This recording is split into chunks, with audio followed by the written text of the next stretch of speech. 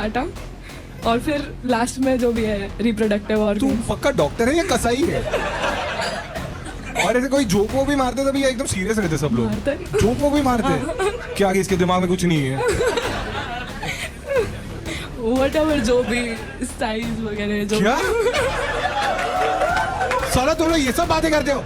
वो कहती क्या क्या खिलाओगे, मगर तू बता क्या खाएगी। हाँ। तो हमने चिकन बिरयानी खाई, वो हाई होगी 360 370 रुपए की। फिर वो कहती घर छोड़ाओ, मगर यार 370 रुपए लगे हैं, मगर वसूल तो करूँगा। पीक गुड़गांव कंटेंट।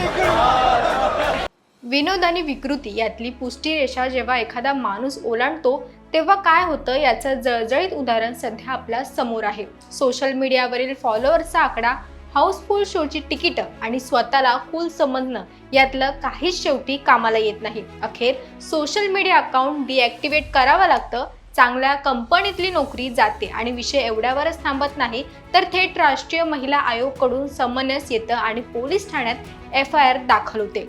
तुम्हाला अंदाज आलाच असेल की आपण कोणाबद्दल बोलतोय। आपण बोलतोय 370 रुपयांची बिर्याणी खायला घालून महिलांचा अपमान करणारा हिमांशू जांगरा आणि त्यांच्या त्या घाणेरड्या किस्स्यावर पीक गुडगाव कंटेंट म्हणणारा स्टँड अप कॉमेडियन प्रणित मोरे आणि या शो मध्ये थेट मृतदेहांच्या गुप्तांगावर अश्लील कमेंट करणारी डॉक्टर सेजल पवार या तिघांवरही आता गुन्हा दाखल झाला असून त्यांचा प्रॉपर बाजार उठला आहे। पण हे नेमकं कशामुळे घडलंय, FIR कुणी दाखल केला आणि त्यांना काय शिक्षा होऊ शकते आणि प्रणित मोरे याआधी कोणत्या वादात अडकला होता, या सर्वच गोष्टी आपण या व्हिडिओमध्ये सविस्तर जाणून घेणार आहोत।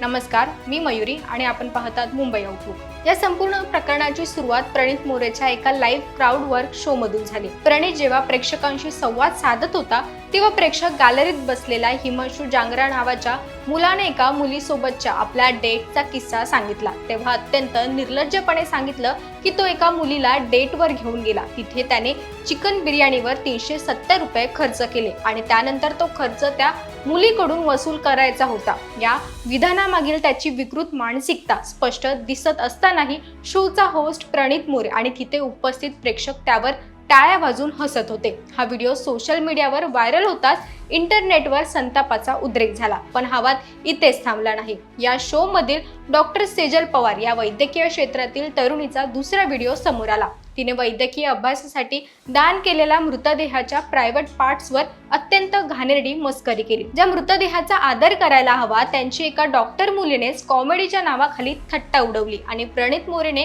तिला स्टेजवरून अजून प्रोत्साहित केलं। या अश्लील आणि अत्यंत अवमानकारक व्हिडिओची दखल थेट प्रशासनाला घ्यावी लागली। या प्रकरणी महाराष्ट्र सायबर पोलिसांनी अत्यंत कठोर पावलं उचलत प्रणित मोरे, हिमांशू जांगरा आणि डॉक्टर सेजल पवार यांच्या विरोधात रीतसर गुन्हा दाखल केला आहे। भारतीय न्याय संहिता आणि माहिती तंत्रज्ञान कायद्याच्या विविध कलमांखाली महिलांचा अवमान करणं आणि अश्लील मजकूर प्रसारित केल्याप्रकरणी हा गुन्हा नोंदवण्यात आला आहे।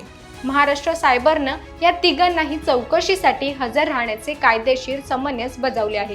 याशिवाय राष्ट्रीय महिला आयोगानंही या प्रकरणाची गंभीर दखल घेत दिल्लीत प्रणित मोरे आणि हिमांशूला समन्स पाठवला आहे। या वादाचा पहिला मोठा फटका हिमांशू जांगराला बसला असून त्याच्या कंपनीने त्याला तात्काळ नोकरीवरून काढून टाकले आहे। तर दुसरीकडे डॉक्टर सेजल पवारवर वैद्यकीय काउन्सिलकडून कारवाई होण्याची टांगती तलवार आहे। प्रणित मोरे वादात सापडण्याची ही पहिलीच वेळ नाही। बिग बॉस फेम असलेल्या प्रणितची ओळख मुळातच बोल्ड आणि अश्लील कॉन्टेंटवर भर देणारा कॉमेडियन अशी आहे।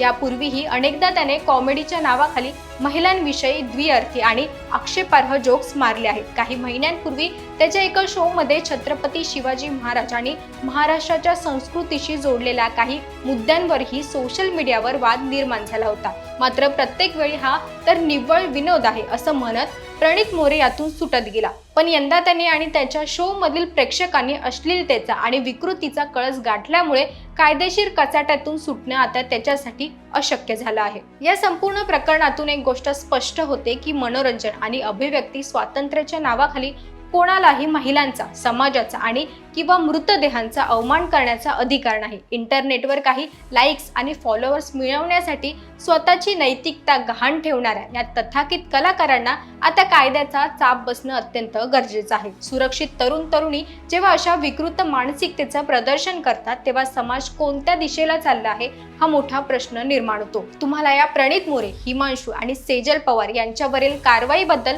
काय वाटतं? कॉमेडीच्या नावाखाली चालणारा हा प्रकार योग्य आहे का? तुमच्या प्रतिक्रिया आम्हाला कमेंट बॉक्समध्ये नक्की कळवा.